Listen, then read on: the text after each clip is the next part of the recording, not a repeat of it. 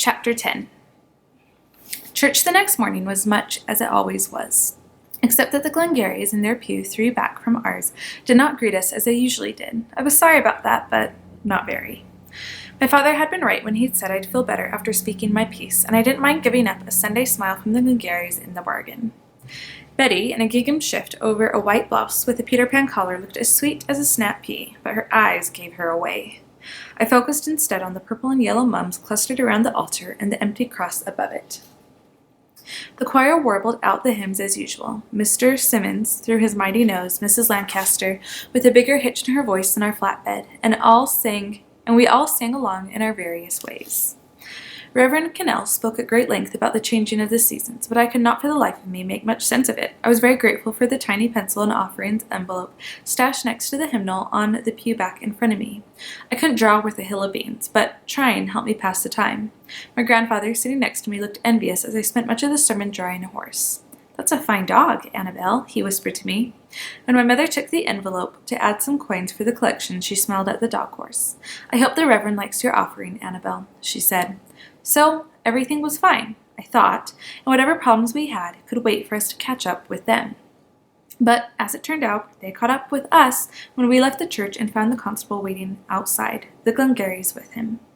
The constable didn't wear a badge or carry a weapon, but the state police barracks were in Pittsburgh, and the nearest jail or courthouse was just as far away, so the constable took care of things as he could and called in the troops when they were needed, which was never, as far as I knew. We all liked him. Constable Oleska.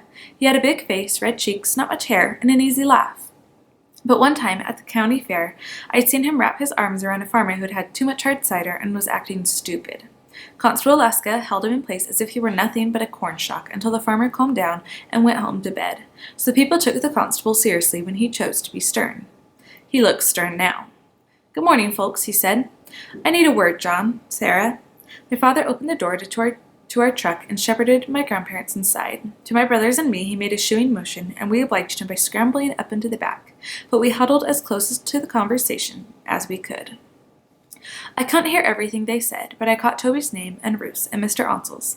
Betty did some of the talking, which made me mad, but my parents were there to speak for me, and I resigned myself to that. My mother's voice was most audible, since she quickly became upset with what the Glengarrys were saying.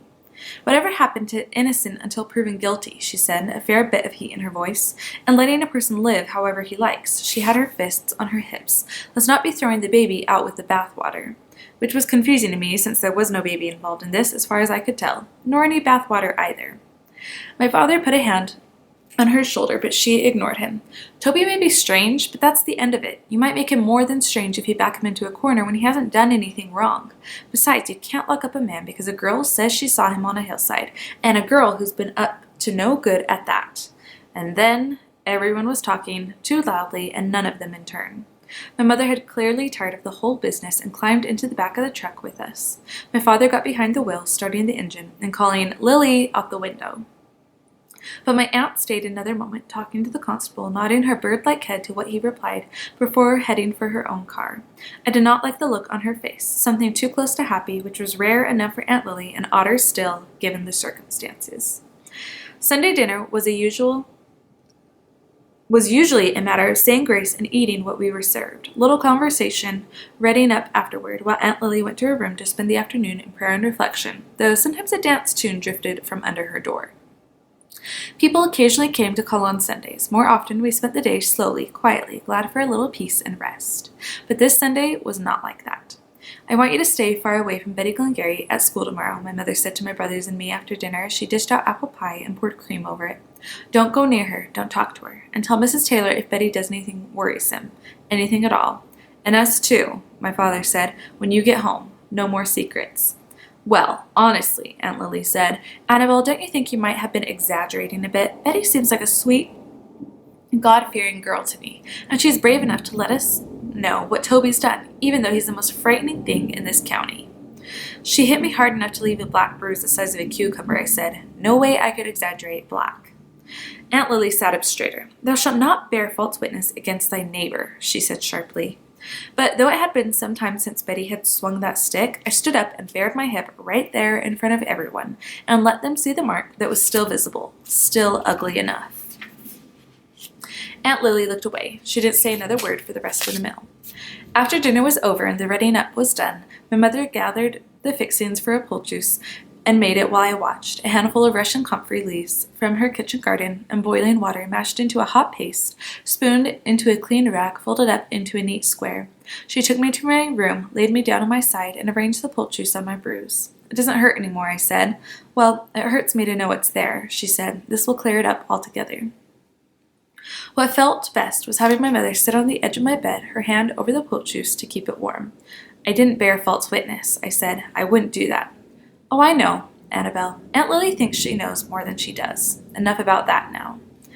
We sat quietly, and I felt a great distance between us and the sound of my brothers downstairs, their Sunday pitch and perfect, noisy as any weekday. What's going to happen to Toby? I asked. My mother sighed. Well, Constable Oleska doesn't have enough information to call the troopers and have Toby arrested, which is what the Glengarrys want him to do. He can't dismiss what Betty said, but he can't arrest Toby on the strength of that alone. Can't arrest him in any event, since that's for the troopers to decide and do. So he's going to talk to Andy about Betty's story, about being in the belfry, and he's going down to see Toby too, and maybe come talk to you a little about the other business with Betty and try and figure out who strung that wire across the path. All that, though I don't know in what order. Maybe talk to Toby tonight, even, or early tomorrow. I just don't know, Annabelle. For now, all he wants is to talk to people, find out what's what. I tucked my hands under my cheek, tried to picture the constable knocking on the door to Toby's smokehouse, imagined the look on Toby's face when he opened the door and found trouble on the other side. I don't believe what they're saying about Toby. He's not like that. Nor do I, Annabelle. But Constable Oleska is a fair man. I don't think he'll do anything but talk for now. Which I feared might itself be too much. Toby had been a wanderer. I expected he might right now be thinking about leaving our hills for somewhere new.